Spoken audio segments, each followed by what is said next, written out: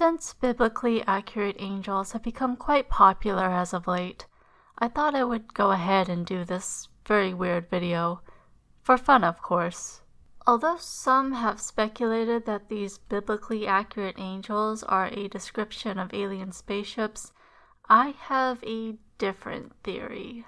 This is my totally non-ironic ancient aliens theory involving no aliens, just some angels, the passage of Ezekiel, Isaiah, and Revelation, and some planets? The implication of this theory is that some biblical people from way back not only envisioned the solar system on a macro scale, but the solar system from our time. I will explain. Starting with angels called seraph or seraphim, their description goes like this. Above him were seraphim, each with 6 wings. With 2 wings they covered their faces, with 2 they covered their feet, and with 2 they were flying. They have been depicted throughout history as such. Now, this theory all began when I noticed a peculiar similarity between the classical seraphim and what we know today as the magnetospheres of the planets. In astronomy and planetary science, a magnetosphere is a region of space surrounding an astronomical object in which charged particles are affected by that object's magnetic field. So to make things a little more clear, you have the region above the head, the wings to the side, and the wings covering the feet. Here are some more depictions for reference. Kinda cool, I think, but it doesn't end there. One obstacle to this theory is the fact that I'm going to be conflating 2 angels from 2 separate passages, the one from Isaiah and the one from Ezekiel, but also a little bit from Revelation. Technically, they describe seraphim and cherubim, 2 different types. The book of Revelation actually already conflates these 2 angels when it says that the 4 living creatures have 6 wings instead of 4. But anyway, let's go to the first chapter of Ezekiel for a moment and look at some aspects of these angels. Spread out above the heads of the living creatures was what looked something like a vault, sparkling like crystal and awesome. If we're interpreting this to be the planets, then the magnetosheath might be what this is describing. For the first time, magnetic reconnection was detected in the turbulent magnetosheath, the boundary between the magnetosphere and solar wind. This region is made up of turbulent plasma. It's one of the most chaotic regions in the near-Earth space.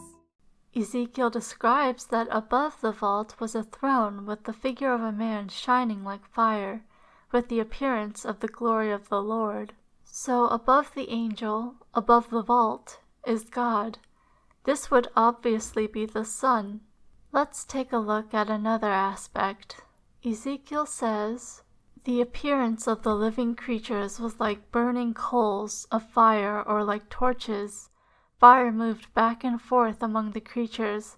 It was bright, and lightning flashed out of it."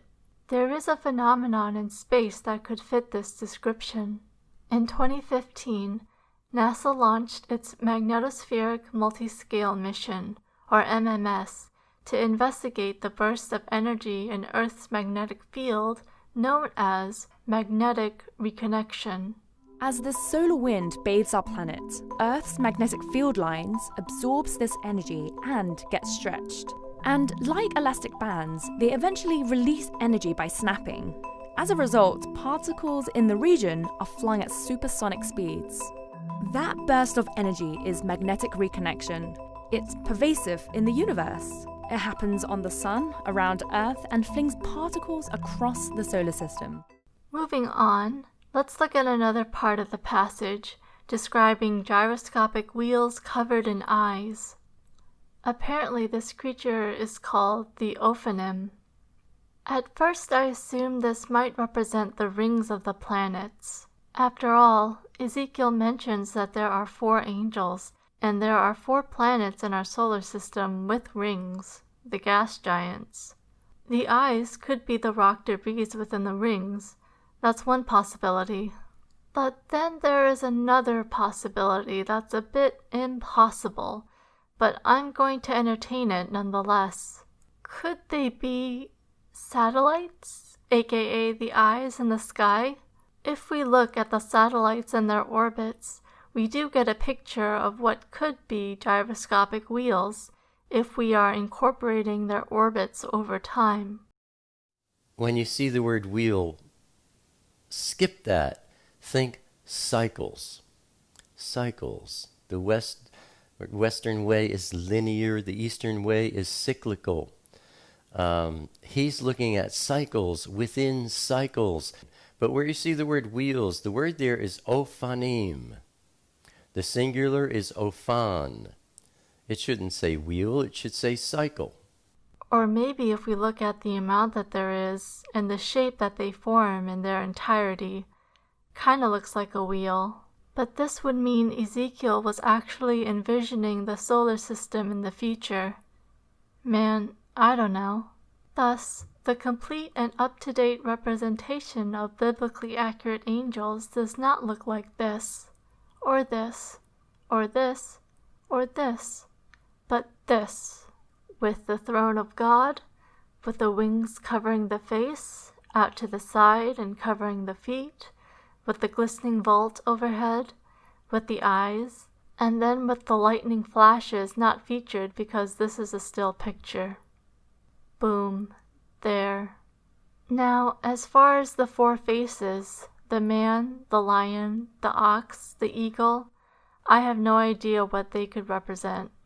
I'm stumped on that one. So yeah, that's it for this one.